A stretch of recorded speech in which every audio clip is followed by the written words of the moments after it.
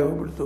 ಅವ್ರು return up ಆಯಿತು, ಅವ್ರ ದುಡ್ಡು ಮಾಪ್ ಆಯಿತು, ದೇಶ ಓಡಿ ಆದರು, ಏನೆಲ್ಲ ಅದು ಯಾವೊಬ್ಬ ಕಾರ್ಪೊರೇಟ್ಗೂ ಇಲ್ಲಿವರೆಗೆ ಶಿಕ್ಷೆ ಆಗಲಿಲ್ಲ. ಜೊತೆಗೆ ಪಾರ್ಟಿ ಫಂಡನ್ನು ಸಹಿತ ಅದು ಹಿಂದಿದ್ದು ಅಬ್ರೇನ್ ಇದ್ದಿದ್ದು ಇಲ್ಲ RSSನ ಅದು ಸಹಿತ ಜನಸಾಮಾನ್ಯರಿಗೆ ಸಾರ್ವಜನಿಕರಿಗೆ ಹೇಳೋ ಅವಶ್ಯಕತೆ ಇಲ್ಲ ಅನ್ನೋಷ್ಟು ಮಟ್ಟಿಗೆ ಉದ್ಧರಿಸನ ತೋರಿಸಿಕೊಂಡು ಆರ್ಥಿಕವಾಗಿ ದೇಶವನ್ನು ಅಭದ್ರ ಮಾಡಿಕೊಳ್ಳಲ್ಲ. ಈಗಂತೆ ಮತ್ತು ಮರಳಿ ಈಗ ವಿದೇಶಿ ಕಾರ್ಪೊರೇಟ್ಗಳು ಬರುವಂಥದ್ದು, ಅದರಲ್ಲೂ ಟ್ರಂಪ್ನಂಥವ್ರು ಎದುರು ನಿಲ್ಲಲಾರ ಸ್ಥಿತಿ ತಂದು ನಿಲ್ಲಿಸಿದ್ದು. ಮೋದಿಯವರು ಎಷ್ಟು ತಪ್ಪುಗಾರರೋ ಅಷ್ಟೇ ತಪ್ಪುಗಾರರು RSS ಅವರು ಅಂತೇಳಿ ನಮ್ಮ ಕಾಂಗ್ರೆಸ್ಸಿಗರು ಇವತ್ತು ಟೀಕಾ ಮಾಡ್ತಾಯಿದ್ದಾರೆ. ಮೇನ್ ಅವ್ರ ಟೀಕೆ ಇರೋದು ಇವತ್ತು RSS ಮೇಲೆ.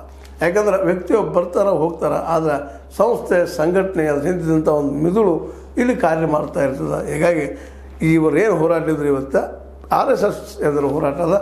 RSSನ್ನು ಸಾಕಷ್ಟು ಈ ಸಲ ಟೀಕೆ ಮಾಡೋ ಜೊತೆಗೆ ಹೊಸ ಅರ್ಥನೀತಿಯನ್ನು ತರುವ ದಿಶೆಯಲ್ಲೂ ಸಹಿತ ಈ AICC ಅಧಿವೇಶನ ಚರ್ಚೆ ಮಾಡ್ತಾ ಇದ್ದಾರೆ.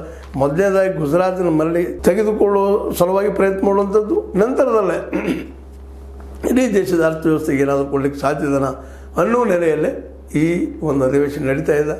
ಇವತ್ತು ಏನು ಡಿಸಿಷನ್ ಆಗ್ತಾವೆ ಅನ್ನೋದು ನೋಡೋಣ. ಸಾಯಂಕಾಲವರೆಗೆ ಬರ್ತದವರೆಗೆ ಪ್ರೆಸ್ ಕಾನ್ಫರೆನ್ಸ್ ಆಗ್ತಾವೆ. ಇದನ್ನು ನೋಡ್ಕೊಂಡು ಮತ್ತೆ ಮುಂದಿನ ಎಪಿಸೋಡದಲ್ಲೇ ಕಾಂಗ್ರೆಸ್ ಈ RSSಗೆ ಪ್ರತಿಸ್ಪರ್ಧೆ ಆಗ್ಬೋದಾ, ಇನ್ನು ಮುಂದಿನ ಚುನಾವಣೆಗಳು ಕಾಂಗ್ರೆಸ್ ವರ್ಸಸ್ RSS ಇದನ್ನೆಲ್ಲ ಮುಂದಿನ ಎಪಿಸೋಡ್ ನೋಡ್ತಾ ಈಗ ಈ ಅಧಿವೇಶನದಲ್ಲಿ ಬಂದಂಥ ಸ್ಪಷ್ಟ ಒಂದು ವಿಚಾರ ಧೋರಣೆ ಕಾಂಗ್ರೆಸ್ಸಿನದ್ದು. ಮೋದಿಯವ್ರಿಗಿಂತಲೂ RSSನ್ನು ಟಾರ್ಗೆಟ್ ಮಾಡ್ತಾ ಇದ್ದಾರೆ.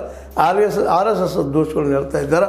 ಮತ್ತು ಅದೇ ಕಾಲಕ್ಕೆ RSS ಹಿಂದುತ್ವದ ಬಗ್ಗೆಯೂ ಸಹಿತ ಸಾಕಷ್ಟು ಟೀಕೆ ಟಿಪ್ಪಣಿ ಅದರ ವಿರೋಧ ಹೋರಾಟ ಮಾಡುವಂಥ ಒಂದು ಗುಂಪು ತಯಾರಾಗ್ತಾ ಇದೆ ಕಾಂಗ್ರೆಸ್ ಚರ್ಚೆನಲ್ಲಿ ಅಂತ ಹೇಳ್ತಾ Congress versus RSS not the Modi ಅಂಥೇಳಿ ವಾತಾವರಣ ಕ್ರಿಯೇಟ್ ಮಾಡ್ತಾ ಇದ್ದಾರೆ.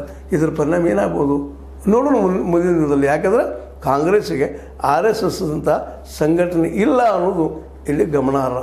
ಹೀಗಾಗಿ ಏನಿದ್ರು ಕಾಂಗ್ರೆಸ್ ವರ್ಸಸ್ RSS ಅಂಥೇಳಿ ಇವತ್ತು ನಾವು ನೋಡಿ ನಾಳೆ ಮತ್ತೆ ಬದಲಾವಣೆ ಆಗ್ತದೆ ಅಂತ ಹೇಳ್ತಾ ಇದು ನಿಮ್ಗೆ ಲೈಕ್ ಆಗಿರ್ಬೋದು. ಲೈಕ್ ಮಾಡಿ ಶೇರ್ ಮಾಡಿರಿ, ಕಾಮೆಂಟ್ ಮಾಡಿರಿ, ಜೊತೆಗೆ ಸಬ್ಸ್ಕ್ರೈಬ್ ನಿಲ್ಲಿಸಕ್ಕೆ ಹೋಗ್ಬೇಡ್ರಿ.